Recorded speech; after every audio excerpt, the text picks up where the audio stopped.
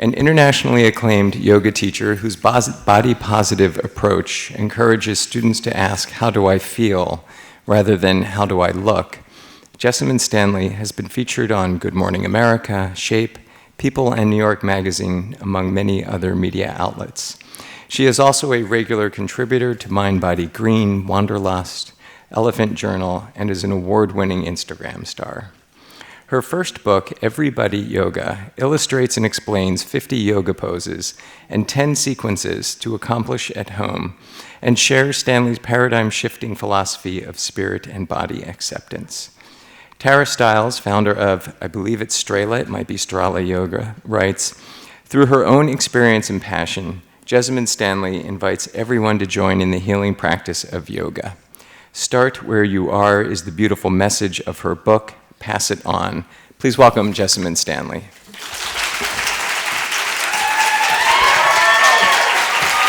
So I just want to say for the record, it's really, really weird to hear yourself described as an Instagram star. And I feel like that's just a totally commonplace thing now, and I'm really uncomfortable with it. So I just want to say for the record that I don't think of myself that way. That being said, I think that when it comes to yoga and when we see photos on Instagram and we see the way that the practice is portrayed, it's always about these poses. You know, it's always about like having the perfect handstand on the beach, or like having, and it's really about the mentality that goes along with that. But in my experience, yoga really isn't about anything other than breathing. It's not about anything more or less than that. And you say breathing, and then people are like, psh, breathing, who cares about breathing? You should care about breathing, because often in this life, when we experience anxiety, when we experience fear or worries, it's because we're not breathing. And so together, right now, we're gonna breathe together. Find a way to sit comfortably. For me, when I'm sitting in a chair, I have a really big butt. I have to move my butt out from underneath me, so you might have to do that so you can feel your sits bones plug into the seat. If you can put your feet on the ground, then do place your feet on the ground. Find a nice, comfortable footing. Relax your shoulders down and back.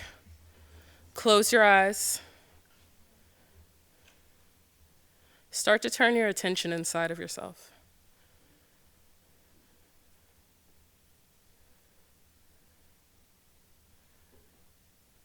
There are many different places that we could be right now. But to be here, in this moment, not obsessing over the future or worrying about the past, it is a gift. So take this moment to thank yourself. Thank yourself for being here. Thank yourself for showing up in your body, with your mind.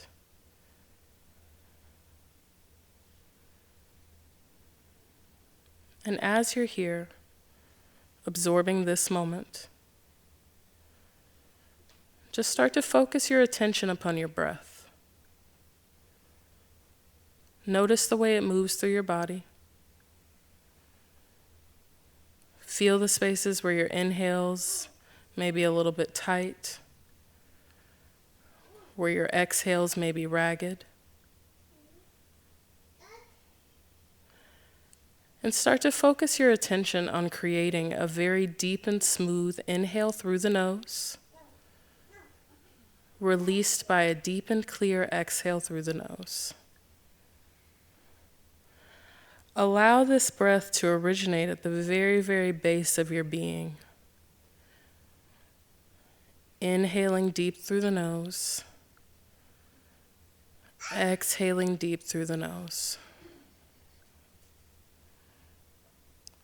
Allow the breath to relax the sides of your face, your shoulders. Let it fortify you. Inhaling deep through the nose, exhaling deep through the nose.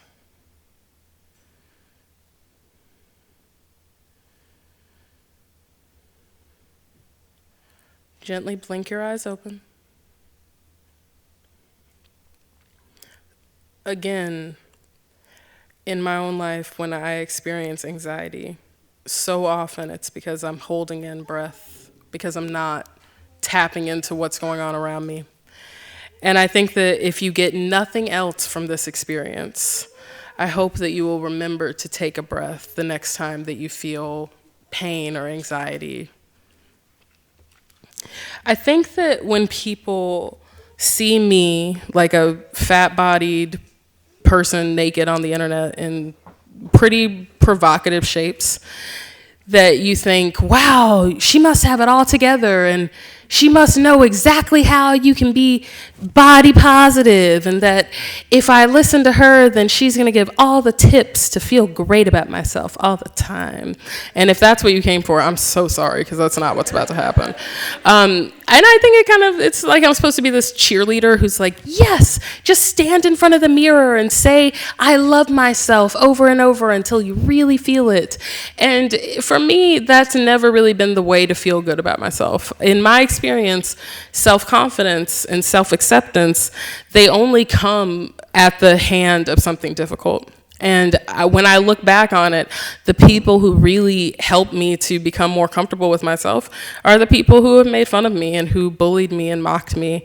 And I think that when you see adversity as a starting point, as a great place to jump off, as opposed to the place where you're going to shy away from it, it's way more beneficial, because I think that sometimes we just kind of expect that self-acceptance will come eventually, and that if you hope for it hard enough, or if you read the right book or whatever, that it's just going to magically happen. See what I did there? But that's not really how it works. It's a constant, it is a daily battle. I still find that every day I'm getting up just trying to get to the right place with my damn self, and it's wild to me that we have this understanding of people being at the finish line, but there really is no finish line. The finish line is when you're done being on this planet, and that every day is a journey, because your body is different every day, your mind is different every day, and it's very important to be patient with yourself and conscious of that, because I think that a big part of unhappiness comes from not being able to accept the present moment. And this is all a part of that larger theme. Yoga. Okay, so yeah, I started practicing yoga when I was in graduate school. I was going through a period of depression, which I don't know if any of you guys are prone to depression, but it just kind of comes and goes through life. So this wasn't the first time and it wasn't the last time, but it was definitely a dark time. And one of my classmates in grad school, she was like, oh my God, try Bikram yoga, you'll love it. So I don't know if you guys have ever done Bikram yoga before, but it tends to get, because it's like a therapeutic practice that really does do tremendous things to your body, mind, and spirit. It also has kind of a culty following, and so it's very much like they drank the Kool-Aid, and I say that in the most positive way. Like, I have all the love in the world for cults. That didn't come out the way I meant it to. Anyway, but she had drunk the Kool-Aid and she was like, oh my God, you'll love it. It's going to change your life. And I was like, I'm not doing that, because I had actually tried Bikram yoga once when I was in high school. And at the time, my aunt had drunk the Kool-Aid. She was like, oh my God, you'll love it. And I was like, I'm fat, I'm 16, why not? I got nothing better to do. So we went to this class together. And I remember walking in, I remember it like it was yesterday. Like, you walk in, the room is heated to about 104 degrees. If you've never tried this style of yoga, it's a style of hot yoga. And so it's hot as fuck, right? And you walk in, and it's basically like having a hot, damp washcloth just trapped across your face. And I was like, how am I supposed to even stand in here, let alone like do physical exercise? And I'm sweating in ways that I really didn't even know you could sweat. Like, I was sweating from my eyebrows and sweating in my elbow creases. And we haven't actually done anything yet. This is just the walking into the room. But I was like, I'll persevere, I can do this. And Bikram sequence starts with 2 rounds of pretty intense pranayama breathing. Pranayama is, it's breath work, and it is so overlooked in a society that is obsessed with asana, these poses. The breath work is way more important. And the breath work that we started this time together with is very, comforting. Bikram pranayama is really fucking heavy. Even for people who have been doing it for decades, it's intense. And that first time, I thought I was gonna die from breathing, y'all. Like, you breathe all the time, and I thought that this one act was gonna be the end. And I feel like I'm being really generous to say that I made it a third of the way through the class, but I made it a few poses in, and I was like, I'm done. I think that's enough. And I walked out of the room. They tell you not to leave the room, but I was like, these people don't know me. I got to get out of here. And I walked out and immediately feel so much better because there's AC and everything's amazing. And I thought, okay, I can go back in. It's okay. I can do this. And I remember walking back in and immediately realizing the reason that they tell you not to do this is because the body temperature shifts will make you very nauseous. And so I got really, really nauseous, and I left and I was like, I'm not coming back. I know what yoga is about, and I know that it's not for me. And so cut to 7 years later, grad school, depressed, so dramatic. When my friend is telling me to try it, I was like, I'm not doing this. And I don't know, who in here has ever tried yoga before and said, this is not for me? Yeah, right? So we're all in the same boat. So she wore me down. They had a Groupon pass. It was one of those things where it's like, what have you got to lose? It's $30. Who cares? And so I went, and I loved it. Nothing had changed. It was still hot as fuck, still hard as fuck. Everything about it was still intense. But the experience of pushing myself past a boundary, I didn't realize it at the time, but I was not doing that in my day-to-day life. I would just wake up, go to class, go to work, have the same conversations over and over again, totally not engaged, not emotionally connected to anything, go to sleep, wake up, do the same thing over and over again. And I didn't see it, but I was just existing within these little boundaries. Like, I set walls for myself, and I set up the way that I thought it was okay for me to live my life. And because I wasn't trying to stretch myself out of that, that was leading to me being in this dark place. And in the poses, it wasn't like, oh my gosh, I didn't realize I'm so flexible. Like, I think people see me and they're like, yeah, so maybe you didn't always do it, but you were probably always kind of flexible. So I'm not flexible like that, so I can't do it. And I'm like, bitch, I was not flexible like this. Like, I could not do any of the asana at all. Like, I would start to bend my knees into stuff and then just immediately fall over. Example. So one of the poses in the Bikram sequence that really still kicks my ass to this day is called awkward pose. It's a variation on chair pose. So you bend your knees, but you bend your knees while you're up on your toes. And that action, every single time that I would even try to bend my knees, I would just fall over. And I would get so pissed at myself because I've really been taught to be very verbally aggressive with myself. I think that most of us kind of fall into this category where we are our own worst enemy. And so and in the Bikram sequence also, you are looking into a mirror. The idea is that you're looking into the eyes of your own true teacher. All I was looking at was my fat arms and my fat stomach and just thinking, like, why did you even think you could show up here? What made you think that, everybody else in here knows what they're doing. You don't know what you're doing. What made you even think that you could do this? And that kind of thinking can only go on for so long. But I would have a straight up temper tantrum. To the other people who are in the room, it just looks like I'm standing there being mad at the teacher or yoga or something. But really, I was mad at myself because I couldn't do it the way that I thought that I was supposed to do it or that I should be able to do it. And then after a while, you let the temper tantrum happen. And then it's like, yeah, but you could just try. Maybe you'll fall down. You're probably going to fall down. But you could just try. And giving myself the space to try, that was a game changer for me. Because I was not doing that on a day-to-day basis. I wasn't trying. I wasn't stepping out of the boundaries. I wasn't testing myself or challenging myself. I would say, I know what I can do. I know where my limits are, and that's where I'm going to stay. But to come to that conclusion through the practice, it really did change so much for me. And it's not one of those things where it's like, yeah, and now I magically feel better about myself all the time and everything is so great. It's not like that. It's a daily journey.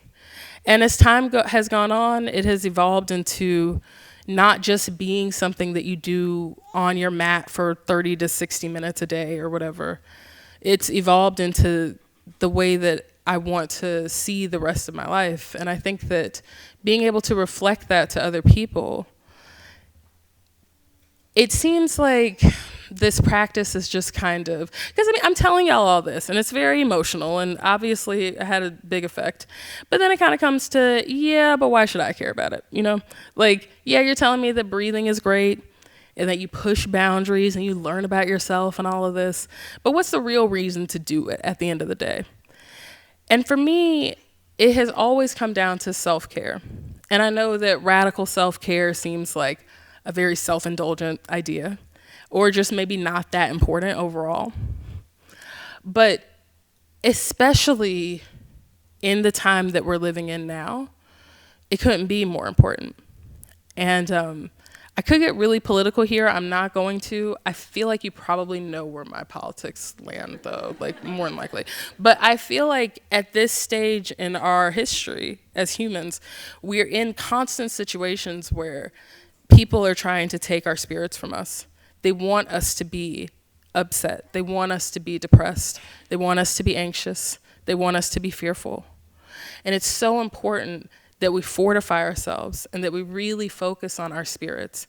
Because if we don't focus on our spirits, how can we protect our communities? How can we protect our children? How can we build resistance? There's no way to do these things if we don't take care of ourselves. And that the act of self-care ultimately is an act of resistance. And that if you can see the practice in that way, it becomes imperative to bring it into your life. But still, even with that, I still kind of feel like there's this air of, yeah, but why should I care? You know, like, what? So you're telling me resistance building and stretching is great and breathing is cool, apparently. But what's the real reason to do this? And for me, it really does come down to some dark understandings about the self. Because there are conclusions that I've come to in my own life with this practice that are so profound and so dark, ultimately. And I think that they are really the reason to show up. And in fairness to all, I guess I have to tell a story from my own life. This is the last story that I tell in Everybody Yoga. I talk about how when I was in my yoga teacher training, it's called YTT, we were doing this partner yoga exercise where you lean weight onto another person. And I feel like it's important to say that everyone in my YTT was crying. This is like a big thing because it's a very emotional experience. You're building up a lot of fire, tapas, inside of yourself. Tapas is the fire that burns away the pieces of yourself that don't need to be there. You're building up all this tapas. It definitely lends to crying. I'm not the crying type, though. I came from a family where you don't just start crying. This is not a thing. Like, you need to be strong. You need to be tough. We're not doing this shit. And so I was looking at everybody crying in the weeks prior, and I was just like, these fools. Like, it's yoga, but I don't know why you're getting so emotional. And I'm doing this partner exercise with Katie. She's adorable, like pint size, very small, like blonde. She's adorable, the complete physical opposite of me, though. And as a fat-bodied person, I spent my whole life being self-conscious about my size, apologizing for it all the time, feeling as though I need to apologize for it even when I'm standing near someone. And so to literally bear all of my weight onto another human being, I was panicked. And so the whole time, I was just apologizing to her. Every time that I would lean on her, I'd be like, oh, I'm sorry. And it went on for so long that she stopped me and she was like, you know, you don't have to apologize for everything, right? And I laughed because laughing is my defense mechanism. And I said, yeah, I guess I'm just apologizing for existing. What? Like, what? And this is the thing. I had never consciously thought that, but it's all that fucking tapas, man. It burns you up so that eventually there are things sitting at the edges of your mind or sitting at the back of your mouth that you didn't even, it slipped out of my mouth like that had always been there. Like I had always been thinking that. And I was like, I think I don't deserve to exist. Are you fucking kidding me right now? Like, is this real? And she just cocked her eyebrow at me and went back to practicing. But I was stuck. I was like, I can't believe this. Like, is this, because we blame things on everyone other than ourselves. We blame it on our parents. We blame it on our partners. We blame it on our children. We blame it on our coworkers. It's always somebody else. It's always something else. And for me to have this realization of, But it really just comes down to the fact that you don't think you deserve to exist. It was insane. And I started crying. And I cried through the rest of the class. I cried through Shavasana. And it wasn't weird because, again, everybody was crying, so it wasn't like that strange. And Katie didn't say anything because she knew what was good. Like, there was a lot of emotion. But I cried. I could not stop. And it wasn't crying like, I'm so sad about myself. It's crying like, I needed to feel this. I needed to see this. And to me, that realization is the reason to do this practice. That I want that kind of realization for you so that you can start to release these demons that we hold on to because it's just something to hold on to. And that if you can say, I just want to see within myself with truth, without judgment, and eventually get to a place of love, that's better than any exercise routine in my mind. It's better than any kind of fitness goal or something like that. And so, yeah, yoga will make you really flexible, really strong. But that's all surface level stuff. The real work is the way that we can really see within ourselves and then reflect that so that we can have stronger communities and be a stronger people overall. Question. I am getting back into yoga. I tore my Achilles about 8 months ago. Oh, shit. It was really exciting, I'll tell you that. Sounds really exciting or something. And so I've been doing a lot of wrist strengthening and things like that. And what would you suggest? Like, I know you've got stuff on Cody and things like that. For trying to rebuild the confidence, like even standing on my leg, I'm like, I don't know what I'm doing. Exactly. Yeah. And it's less of a physical fuck and more of a mind fuck. Yes. Because it's like you're literally resetting I'm sorry, I didn't mean to cut you off. Is that? Oh, no. Did I? Okay, cool. Just because this is such a common problem, and I think that I feel like I hear it mostly with women who've had children, and they're like trying to resolve, this is my body now, and I shat myself, and now there's all this stuff going on. I don't know how to figure that out. But it's also with these things like, yeah, so I tore my ACL, I tore my Achilles tendon or whatever it is. And it's like when you are trying to resolve who you once were with who you are now, that is really difficult work. And I feel like the only way to really address that is through meditation. I feel like, and if you're looking for a way to just start meditating, I would recommend Headspace app or anything where you can just start with like 1 minute, 5 minutes, because I think that because it is such a mental thing, the work that you can do within yourself to let go of the obsession with how it used to be or how you think it should be is more important than physically strengthening your body, because your body will heal itself, and if you show it love and I also think that when you injure a body part, particularly, and this didn't happen through yoga, but if it did happen through yoga, it's like the best learning experience ever, because you're going to learn all about that body part. And as your body heals, as you give it the space and the time, and you start working little things back into it, then it'll figure itself out. YouTube is a great resource. I would really recommend little videos on YouTube just to get more familiar with stuff. I mean, like, obviously full-length classes, but just learning a lot about that region of your body, not in an obsessive way, in a way like, I want to love this part of my body. And then on top of that, really focusing on meditation so that you can start to move past the obsession. Thanks for talking about the tapas aspect, because I had a really challenging experience with that. I took a meditation class for 1.5 years. We were supposed to do yoga along the way, and then at a long retreat, a weekend retreat, I had a psychotic break. And I really understand what you mean. It is literally fire, because at different times in the 1.5 years, it would happen, like when we did a 3-hour practice once a month. And I guess, quite honestly, I'm a little bit here to say, I just feel like I can't go there again.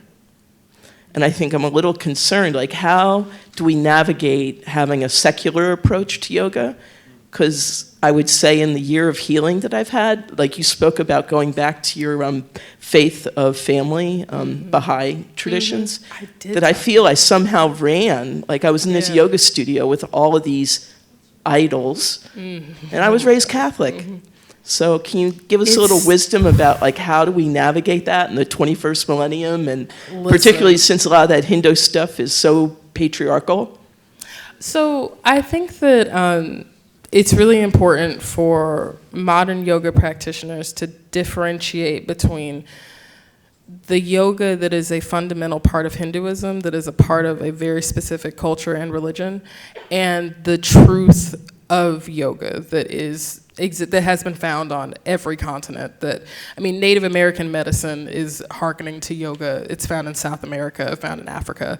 And I think that when we too closely associate with a specific religious tradition, that you really miss the point and also risk appropriating someone else's culture. And this is a major problem within the Western yoga world, that there's just wild appropriation. And for me, that was a huge part of why I was put off from yoga from the beginning, because I was like, what is actually happening here? I feel like I see a lot of white people trying to pretend like they're Indian or something, and like there's people saying words that I don't know if they know what they're saying. I don't understand what's going on. And anybody in here had this experience? Right, yeah. So it's just kind of like, what is actually happening? And what's happening is people trying to mimic a culture that does not belong to them, and that is not the truth that we are seeking through this practice. The looking for truth and authenticity within yourself, it knows no religion. It knows no culture. This is just what humans should be doing.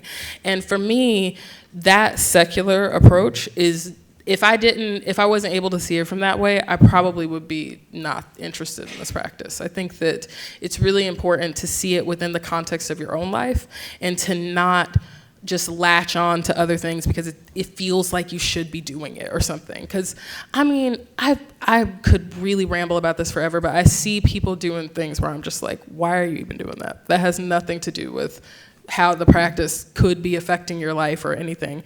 So I think, and especially part of the reason why I was so apprehensive about that is because when you start talking about spirituality, it raises the heckles for a lot of us. Like, I grew up in an extremely religious household. It was very difficult for me to start to understand anything where it was like talking about something bigger than me. It was always like, just, I don't want to go there, I don't want to, and then when you're in these environments where that kind of behavior and the idolatry becomes a thing. And this is, I don't even know, I don't think there's a way to really avoid it in the yoga world. I think that it's what happens when you give people power. But there are a lot of people who can start to get into this place of like, look at me, I'm so perfect, like I'm amazing, you should be just like me and get the stuff that I do.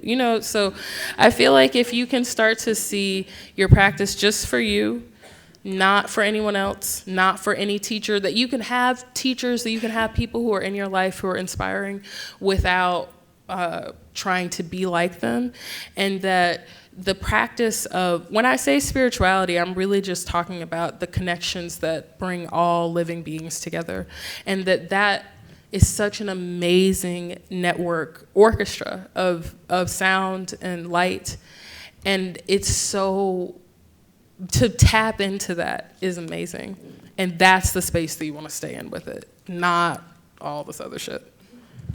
Greetings. Hello. How are you? I'm good. How are you? I'm great. I've enjoyed your presentation. I had two quick questions. Please. Well, one first. I'm sorry. As you know, I have a loud voice, so I don't need a mic after. I also have been like over here talking like this. I feel you. I'm a novice with yoga, and Me too. Yes. And one of my primary reasons for doing it, of course, for just better overall health, and my real issue is arthritis. Do you find that yoga really helps? Because I've tried, and I'm horrible at it, of course. Every class I've gone to, they're like, okay, you need to try to get with another class. Oh, Lord. Because I'm so terrible. But I just wanted your opinion about where should I start? Yeah. Will you recommend? What type of yoga should I really start with? And then secondly, I wanted to say, you're such a beautiful woman. Oh, how Lord. in the world did you think that you didn't have the right to exist? I mean, where did you get that? That really touched my heart. That really did something to me when you said that. I was like, oh my God, how could she say that? That's all right, so I love that touching. outfit. Beautiful. Okay. Oh, well, that was really, really sweet. Also, oh, Lord. I feel like it is so strange that we associate yoga with being like perfectly able-bodied, and that you always have that all of your limbs and joints, that they all just work exactly as, you know, they did when you came out of uterus. And I feel like they really just, that's not the thing with it, that this practice is so therapeutic, it's medicinal. And so if you have arthritis, yes, come. You got osteoporosis, do it. And that may not, in America, everyone is all about like core power yoga, like going as hard as possible, as fast as possible. And then it's like, if you're not doing it like that, then you're not doing it the right way. And I think that when you have arthritic joints, it's just really important to be conscious of them, to give them as much love as possible, to go slowly, and to be really, to focus on styles where you're being really compassionate toward your body, and that you're not being just like really aggressive with yourself.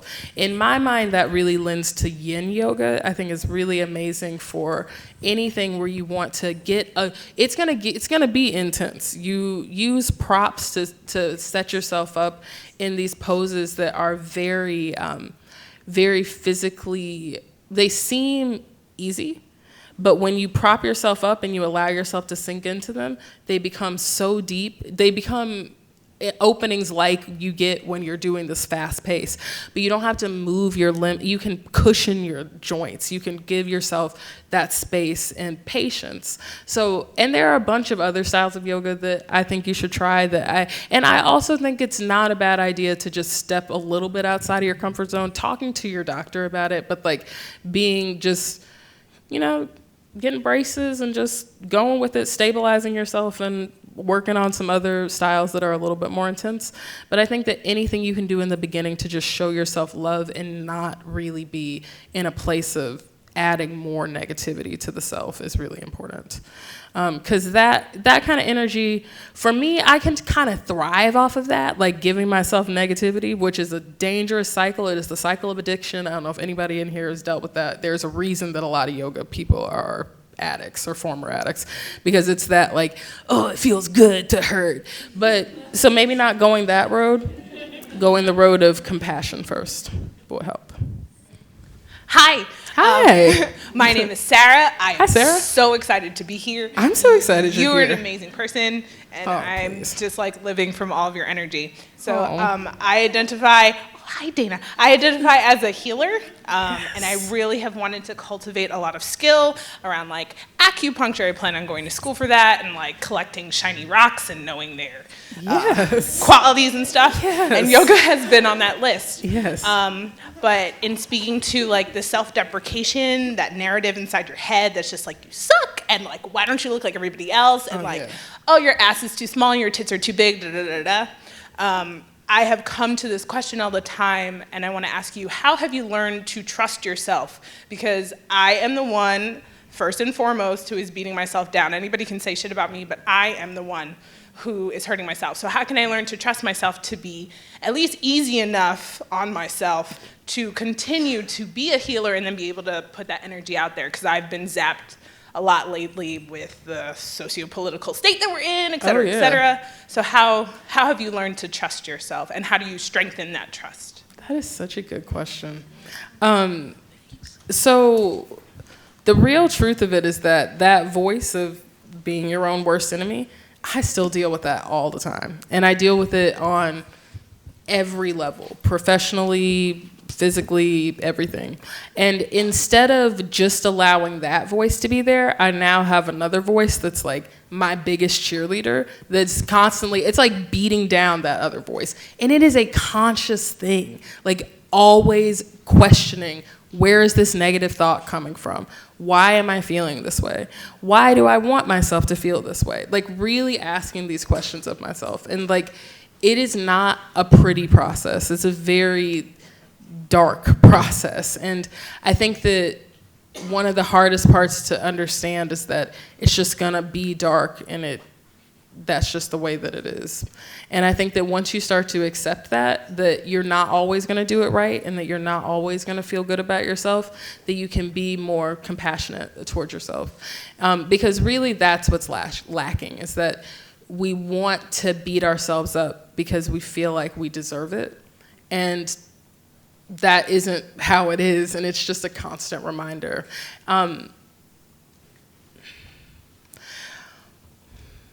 I feel like I really want to emphasize again that I am still working with this, that it is something that I think is a conscious part of every single day of my life. And I feel like when people say, yeah, I just feel so great all the time, I figured it out, everything's amazing, I'm like, who are you talking about, or how? Well, that's not a thing. And but I think that when you are healing others, and that when you are holding space with others, that kind of honesty with yourself is what allows other people to feel that energy from you, because it's the authenticity that they're feeling. It's that genuine thing, so that you don't have to get to this pinnacle point before you can start, before the really good energy starts to come off. It's like, no, you look within yourself, you see the truth, you see the darkness, you accept it, and you reflect that to others, and that will be plenty. So like, just try to find that inner cheerleader lover for yourself. I'm good. So I attribute this to women like you and Lindy West. In the past year or two is when I've started describing myself as fat. I live in a fat body. Yes. It took me 32 years to say that out loud, and not in like a veiled, scared kind of way. Yes. Did that come with your practice, being able to describe yourself in that kind of way, and just being able to say it? Has it changed the way you practice, the way you talk to people? How did just accepting, not even just accepting, just having the body you have and saying those things out loud, did that come with yoga, or has that always been part of you, and you just share it with others now? Very interesting. No, it didn't come from yoga. So my thing with yoga and body image issues is that I kind of feel like yoga is too good for body image issues. I think that yoga speaks to truths that are a lot bigger than that. And for me, my practice has taken me to places that are really intense, but I do think that they're kind of bigger than this.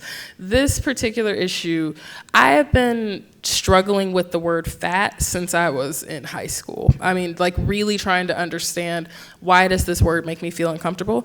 And I was really lucky to start coming up in a serious way when Tumblr and LiveJournal were first coming out. And I remember reading Marianne Kirby and Leslie Kinzel. I don't know if y'all are familiar with them, right? Yes. They are like fat acceptance, fat positivity people that, I mean, they were talking about not having the seatbelt fit around you on the airplane before like anybody was talking about that. And I was like, what? We can talk about that shit? That's amazing. And like being able to hear people talk about being fat and not fat as a bad thing, that started to strike me when I was in my late teens, early 20s. And so for me, it's been since then owning that word and really starting that for me, the word fat is a weapon that is actively tried to use against me, that people try to point at me. And to say it is taking that weapon, taking the bullets out of it and putting it away in my own arsenal. And it is, I don't really care if other people use it. I don't care what other people do. For me, it's just accepting it for myself every single day. It is another self-care practice to say, this is who I am. I am large.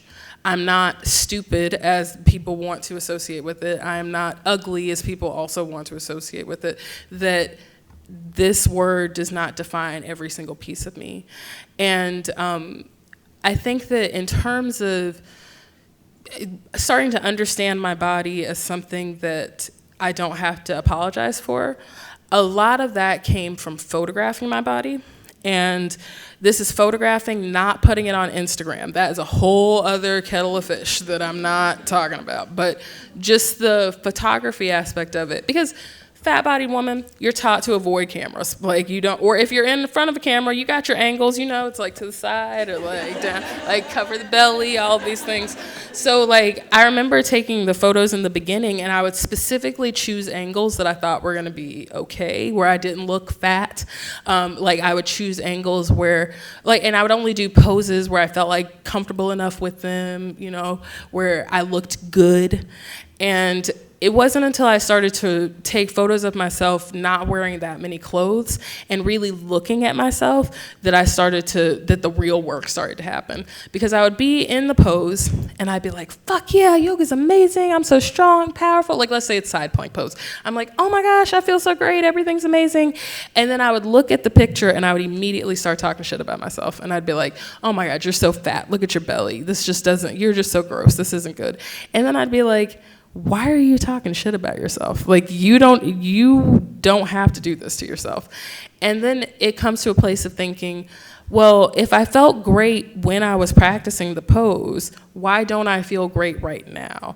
And I think that it takes that confrontation. You have to have it. And I think it has to be a photo, because in the mirror, you can change direction, you can change vantage, you can do all kinds of things. But when you look at a photo, that is a moment blazoned in time. And I think that for me, that work has really helped. It's helped with the reclamation of the word as well. But all of those things are their practice, and it's not something where it's like, yeah, magic. No, it's just you work at it. Hi. Hi. I feel weird. Oh, all right. I don't know how to breathe. And that's sort of always stopped me with yoga. Like, I'll do it, and I'll catch myself holding my breath, and then I immediately start going, like, you're not supposed to do that. The whole point is to breathe. And then you're pissed at yourself, and then you're not breathing. And then I'm like, well, then I'm just going to ignore the breath part of it and just be stretchy, and it's not working. So how do I learn how to breathe? You're so cute. I think... Oh my God, it's so hard to learn to breathe. And you think that you're doing it all the time and you're just not. And then on a day-to-day basis, you're probably holding in your breath like most of the day. And I think that it takes just consciously, that's why I always start my personal practice and my classes with just trying to get the breath, just catching the rhythm. Because sometimes in class you don't catch the rhythm and then you're off from a very bad start. You don't know how to find the breath later. You have to really set it and establish it, so that the breath and that work is more important than any motion that you do. Because once you really connect with the breath will tell you when it's time to move, that you shouldn't be moving without the breath. And so often we're just like, I just want to get into the pose. I hold the pose. And then everyone knows I can do the pose. But if you say, okay, I'm inhaling. So I'm inhaling, maybe my arm can come up. And then if I can't bring it down if I'm not exhaling. So then you exhale. And then the more that you do this, the more that you focus on just letting it come in and out of your body, then you start to see that the magic of the breath isn't really on the inhale or the exhale, it's on that space in between them. That space is the magic zone. That is where your mind is like shut all the way down. And I think that if you can focus on that, and especially just focusing on breathing, not in an asana context, like just chill. Breathing is also the first step toward meditation, which I think is probably the most important thing that any of us could do on a day-to-day basis, just as a service to others. But if you focus on that for like just a couple of minutes, just breathing, just inhale through the nose, exhale through the nose, you'll be able to maintain it much more.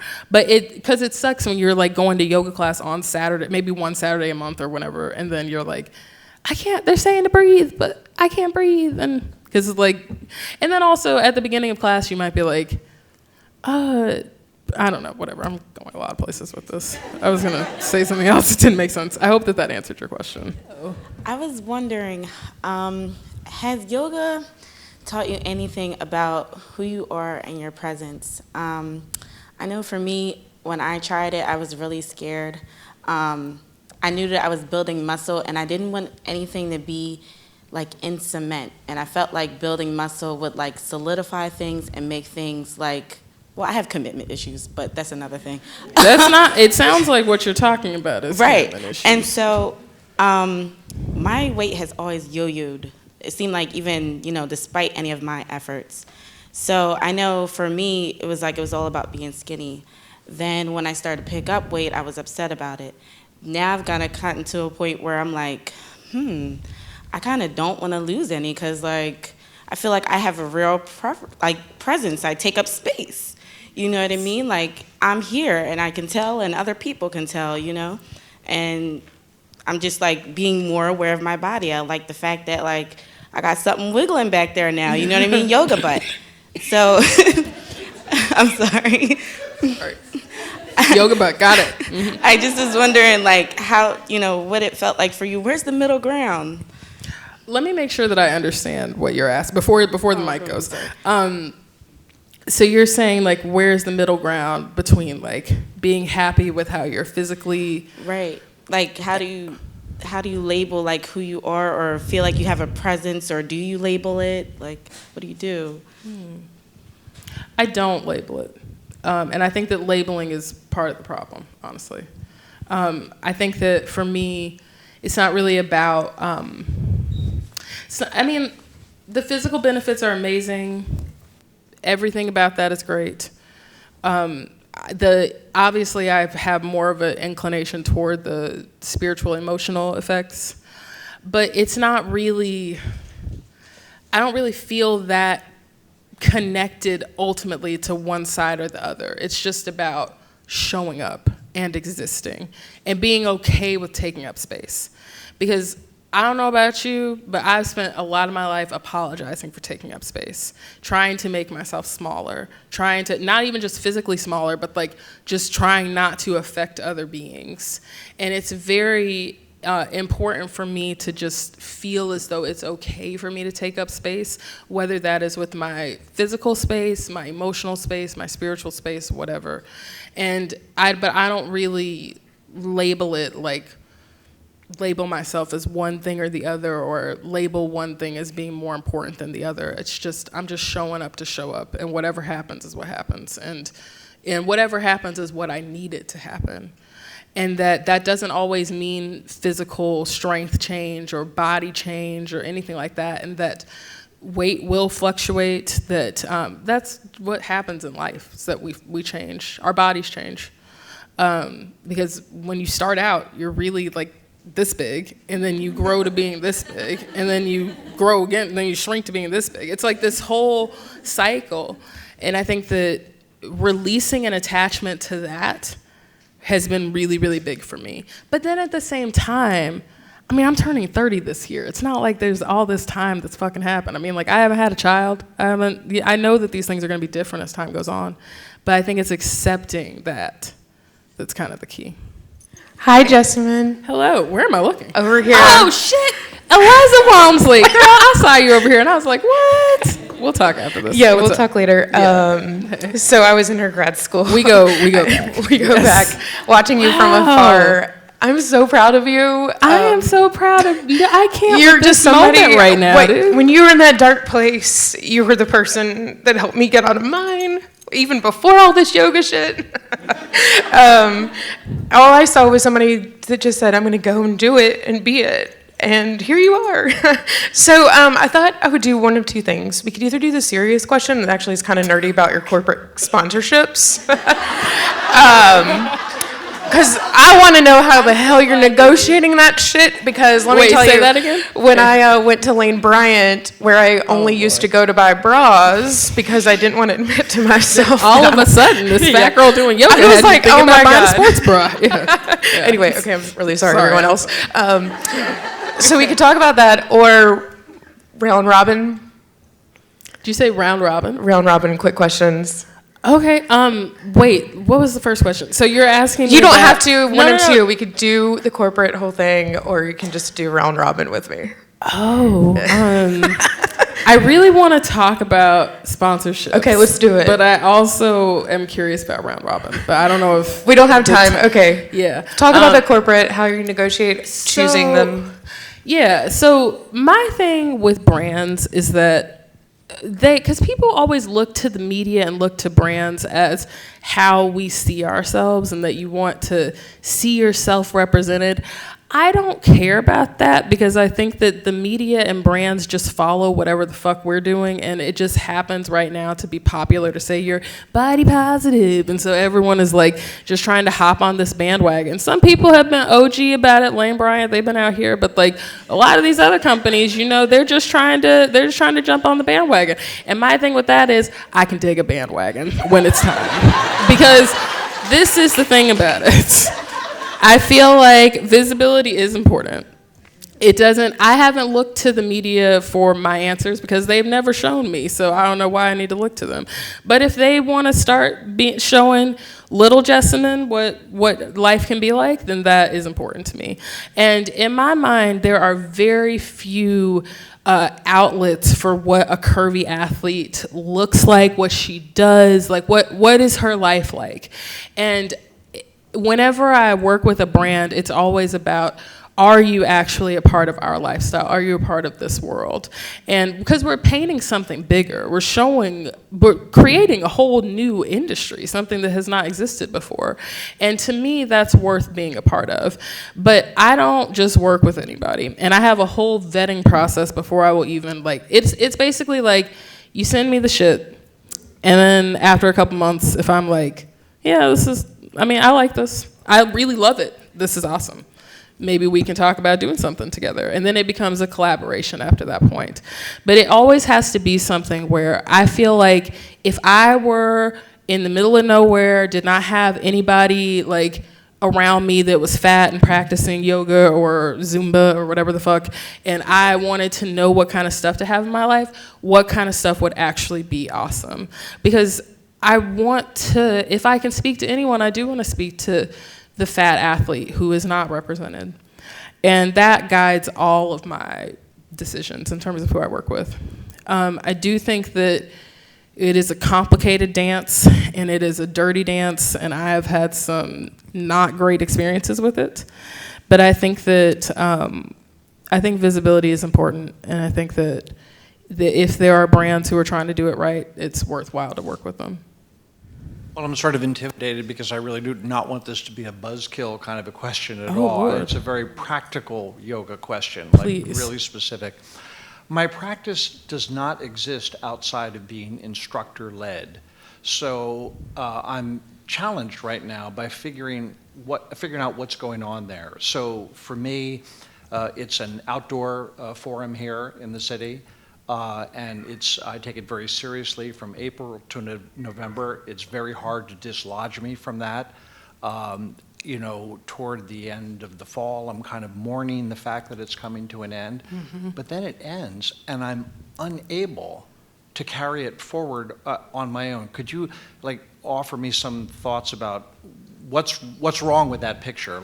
It means so much to me, but I can't seem to maintain it outside of being guided. This is always why I emphasize the home practice, because sometimes when you have a teacher or an experience that is so perfect, and then it's like, how can I do this without this teacher or this environment? And I think it's important at home to access exactly what it is about those environments that you love. Is it the outside part? Is it the asana that y'all are practicing? Is it the teacher themselves?